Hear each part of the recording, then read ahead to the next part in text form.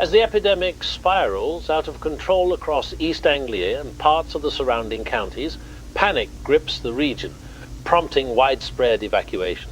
Milton Keynes witnesses disorganised evacuations, with Thames Valley Police and the local council opening transportation routes for thousands fleeing to Northampton's Red Cross shelters. In Essex, Bedfordshire and Hertfordshire, hurried evacuations are underway, leaving some areas unchecked. The fear of potential infected emerging from those left behind is a concern for officials.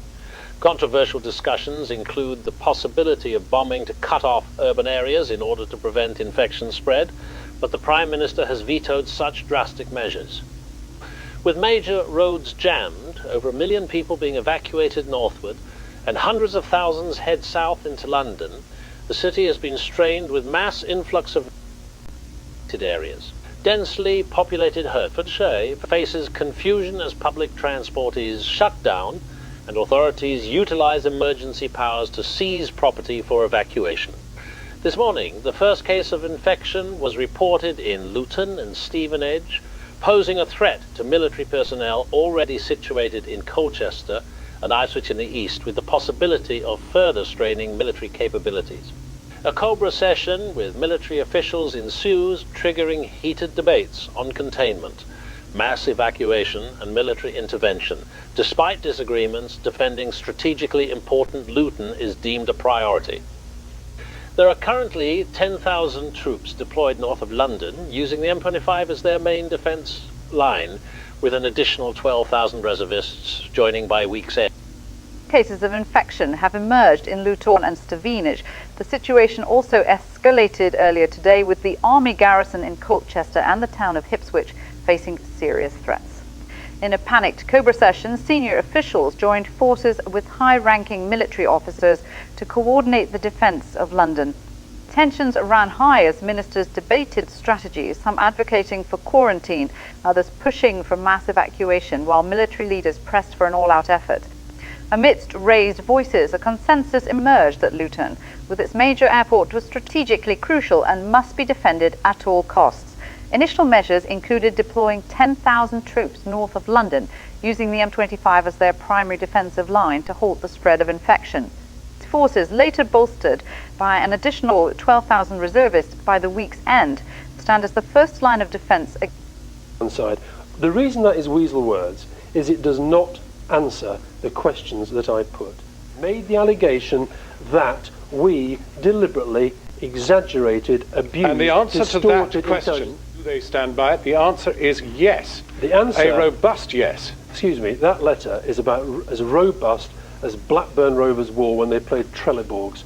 I'll tell you, the answer to the question, yes or no, did we abuse British intelligence? The answer to that question is no. We don't know. The answer to that question is we do not know. And the reason we do not know is that there is obfuscation and diversion, part of which we're seeing right here played out before us. The fact is MPs want to question the chiefs of the intelligence services and should be allowed to do so. Instead, the government, are preferring a hole-in-the-corner operation with an intelligence committee which is not held in public and which is answerable to the Prime Minister. Well, part of the problem I alluded to in my evidence to the Select Committee is that a lot of journalists see their mission to discredit politicians and the political process. You describe people like Anne Taylor, who chairs the Intelligence and Security Committee, as a hole-in-the-corner operation. You're talking in the intelligence agencies about people who do very difficult, brave jobs. You know very well that Anne Taylor was appointed by the Prime Minister, correct, is answerable to the Prime Minister.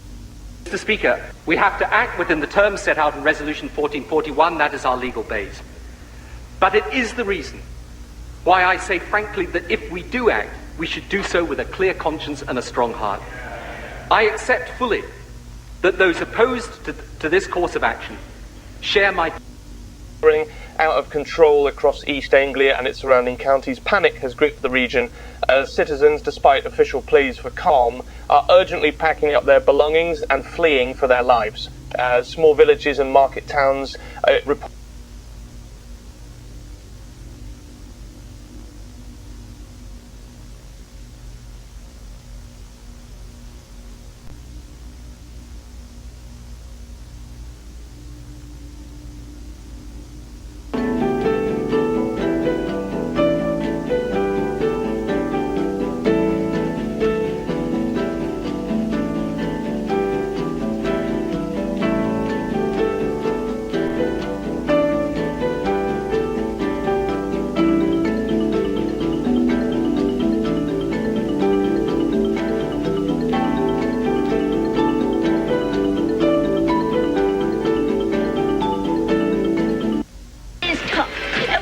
helping him. He's unstoppable. Man, I wish I had a partner like that. Well, hello, what about me? The inside word on the DVD is that it's got all these cool Tarzan games that I can't get anywhere else. I like the one where I can... Every month, thousands of homeowners benefit by arranging their loan with Ocean Finance. Many simply wish to consolidate their existing debts or raise money for that special purchase. I had a family setback. I lost my son, my job, and acquired some CCJs. One of the reasons for Ocean Finance is we need to borrow £25,000. I had applied for loans before and been refused. I borrowed £25,000 and consolidated all of my debts. And it was just a one good package.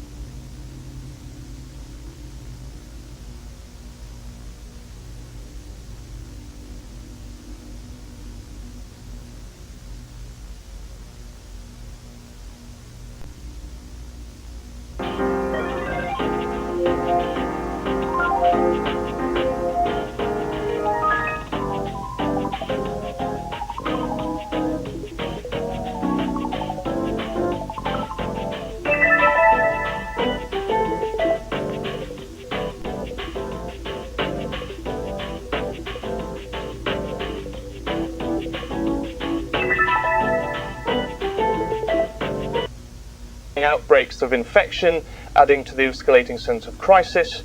This unrest has persisted relentlessly for the past 5 days since the first reports emerged, and the situation is dire, with authorities struggling to contain the rapid spread of the epidemic, putting immense pressure on local health services. In a significant development, Prime Minister Tony Blair is set to make a statement within the next 24 hours addressing the crisis.